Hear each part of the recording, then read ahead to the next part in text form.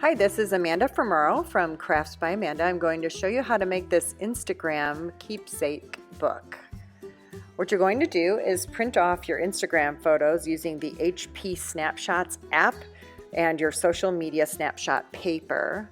Go ahead and print off as many as you like. And this paper is self-stick. You'll be able to peel off the backing and place them in your book. You'll need 2 pieces of cardboard that are the same size as your scrapbook paper pages that you're going to be using. You're going to measure 1 inch from the left side and then make another mark about 1 centimeter after that. And then trim them with your paper cutter and then remove those 2 1 centimeter pieces and just get rid of them. Out they go. Now for the covers, you'll need 2 pieces of scrapbook paper that are 1.5 inches larger than your regular pages. Draw a 3/4 inch border on the back of those pages. I made little notches in the corners to make it easy. Now take the cardboard, you're going to place them inside the border lines and then glue them in place. Now I found a glue stick from Elmer's called Craft Bond. It's a little more expensive than regular glue sticks, but it works well for scrapbooking. Go ahead and glue those pieces of cardboard to the paper.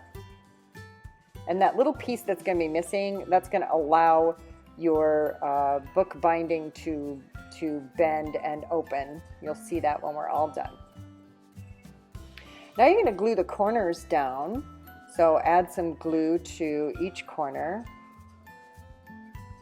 and then you'll press the paper upward and point the corner of that paper into the center. Get all 4 corners glued down, and then add some glue to the edges as well, and glue the sides down. And right now we're creating the covers of the book. The back and the front cover. So repeat this with your second piece of cardboard.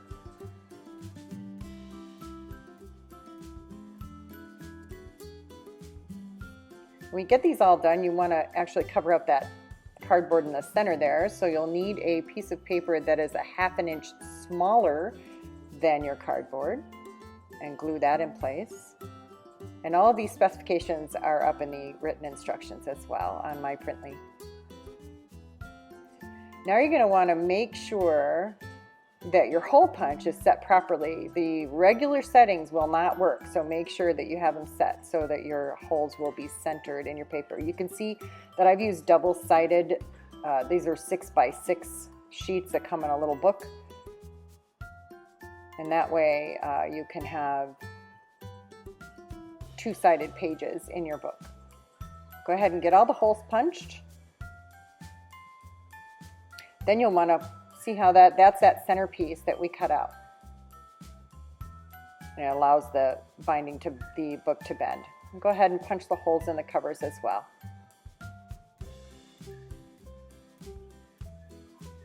Now we're going to attach our photos.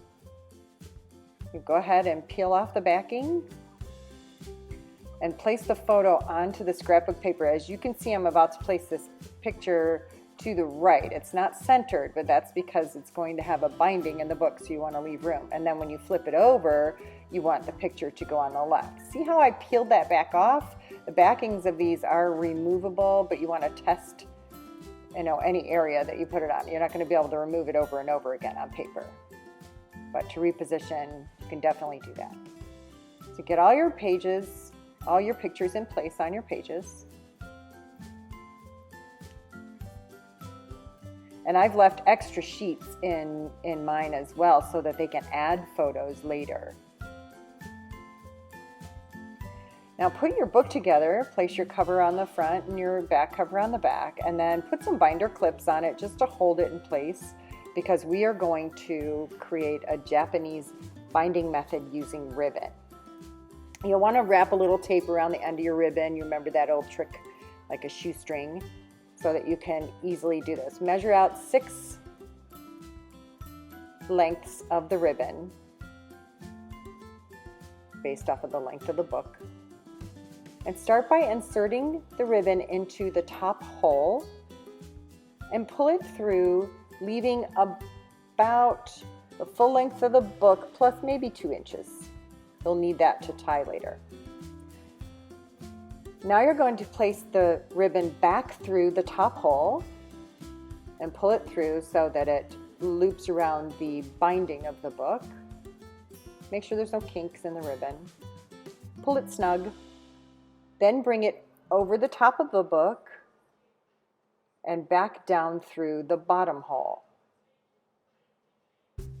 And again, you'll want to make sure there's no kinks in the ribbon, make sure it's not twisted anywhere. So just kind of straighten it out. You may have to pull it back out again to get it straight, especially if you used a wider ribbon like I did. And then pull that snug. Then you're going to place the ribbon back through the top hole again. And this is going to create the same binding as you did at the very top there. See how they look the same? Now bring it under the bottom of the book and back through the top hole yet again. And this is going to cross over the bottom of the book. And make sure there's no kinks. And pull it snug. Now bring the ribbon up and through the top hole again, and that's going to cross the binding. See that? We get a really pretty crisscross pattern there. Now you're going to bring it up over the top of the book, but you're not going to put it through the hole again. This time you're just going to tie it in a knot. And when you tie that knot, you'll want to try to position it over the hole that you have punched there just to cover it up. So kind of scoot it down a little bit. And don't tie this too tight. You want the person to be able to untie this if they want to add pages or remove pages. So just pull it kind of snug, but not too tight. And then just tie a pretty bow up at the top.